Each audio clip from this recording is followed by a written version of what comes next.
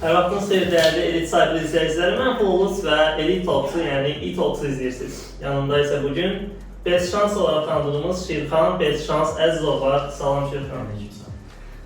Şirxan, ilk öncə biraz özün haqqında məlumat vermək istəyirəm. Oyuna necə başladın, nə qədər müddətdir ki bu oyunu oynayırsan və hansı komandalarda indiyə qədər oyununu göstəribsən?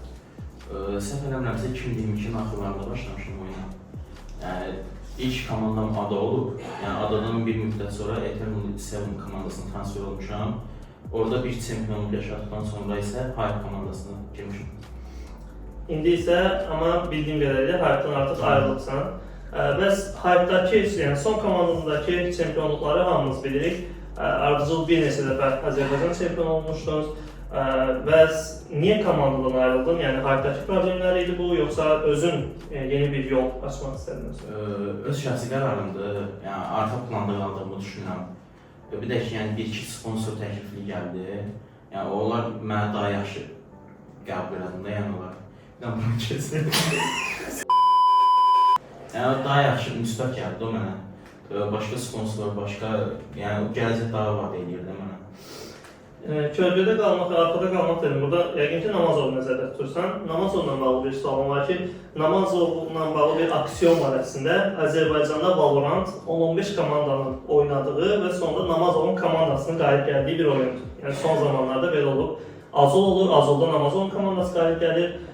Muğam olur, Muğamda Namazovun komandası qalib gəlir. Amma yəni Namazovun komanda yoldaşları dəyişir, Namazov dəyişmir. Çempion yeni Namazov qalır. Namazov haqqında nə düşünürsən? Yəni artıq 19 yaşı, 20 yaşı olur, amma Avropaya, qlobala çıxa bilmir. Hər nə qədər Radiant top 24 oldu sonuncu, amma yenə də hansısa bir komandadan ya təklif alınır, ya özü ora getmək istəmir. Səncə gələcəyi necə olur? Çox güclü bir oyuncudur, ancaq yəni heç bir oyuncu solo şəkildə yəni komandasını çempion edə bilməz. Yəni o komanda oyunu lazımdır, nə qədər güclü olsan da. Yəni o komandanı yönləndirməyə, Aziyə hələ bir rolu üstlənir. Namazov məsələn 4 bronzla girsə və yaxud da ki, onları çempion edə bilməyəcək. Amma ki, yəni gələcəyi ifadə edən bir oyuncudur. Yəni LFT açı məncə Türk komandalarının çoxunda oynaya bilər. Yəni Aziya top 1 deməklə, yəni o məncə düzdür. Yəni ondan güclü oyuncu dəqiqə yoxdur. Ona da gələcək əslində. Mənə maraqlıdır ki, yeni komanda, bəs komanda yoldaşların bəllidirmi? Sponsordan danışdım, bunlar necə baş tutacaq və bu sponsorlarla əslində, yəni yəqin ki Azərbaycanla özünüzü çərçivələməyəcəksiniz. Çünki Azərbaycanda çıxış yolu çox yoxdur. Biz düşünürük ki Avropaya və sair klublara artıq qlobala çıxma şansınız varmı bu yeni komandalarla? Sponsor əslində Azərbaycanlı deyil, yəni Türk bir sponsordur. Yəni o bizə gələcək vaad edir ki, yəni sizi qlobala çıxarda biləcəm. Komanda yoldaşlarındakı məncə hələ, yəni özləri teaser paylaşanda orada görə bilərsən, yəni belə açıqlamada əzəlmir. Amma Azərbaycan komandası olacaq, yəni 5 oyuncu da Azərbaycan olacaq. Uğurlar ilk öncəsinə bu komandayla. Bəs az öncə dedim ki, top 1 deyə bilərsən Namazova. Digərlər kim olar? Top 5 Azərbaycan oyuncusu kim olar? Özüm də saymaqla. Bəli. Mən Namazov, Blatant, No Scrubs. Yəni güncəl olaraq 5-ci olaraq da saya bilərəm Farah. Farah'ı 5-ci əlavə elədin. Təşəkkürlər.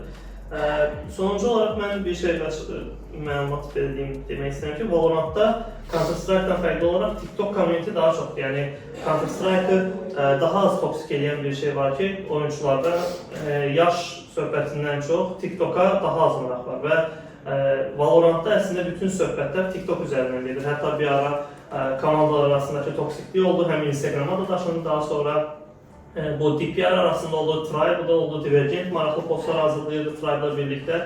Bunu necə dəyərləndirirsən? Səncə bu Instagram və Valorantdakı aktivlik, yəni TikTok və daha doğrusu Instagramdakı aktivlik Valorantda yaxşı təsir edir, yoxsa pis təsir edir? O olmalıdır. Yəni rəqabət olan bir yerdə, yəni paylaşımlar və toksiklik və s. oyunun dadı düzəlir məncə oradadır. Yəni onlar da olmasa, yəni hamı ölü kimi girib turnirə, oyunda oynayıb çıxıb gələcək. Yəni onlar çox hard dərəcədə olmasa belə, yəni bir miqdara qədər olmalıdır. Olmalıdır və elə sən özün də tez-tez kliplər paylaşırsan TikTok üzərində və bu kliplərində tez-tez sənin neon oynadığını görürük. Son sualım budur ki, özünə Azərbaycan top 1 Azerneon deyirsən, yəni Azərbaycanın ən yaxşı neon oyuncusu deyirsən. Yəni məncə onu izləyicilər desin, mən desəm ego kimi çıxacaq. Onda izləyiciləri bura dəvət edirik. Şərhlərə Bez Şansın ən yaxşı neon oyuncusu olduğunu düşünürsünüzsə yazmağı unutmayın. Və biz Elite Talks'da söhbətlərimizə davam edəcəyik. Gələn verilişlərdə kimin qonaq olmaq istədiyini də yaza bilərsiniz.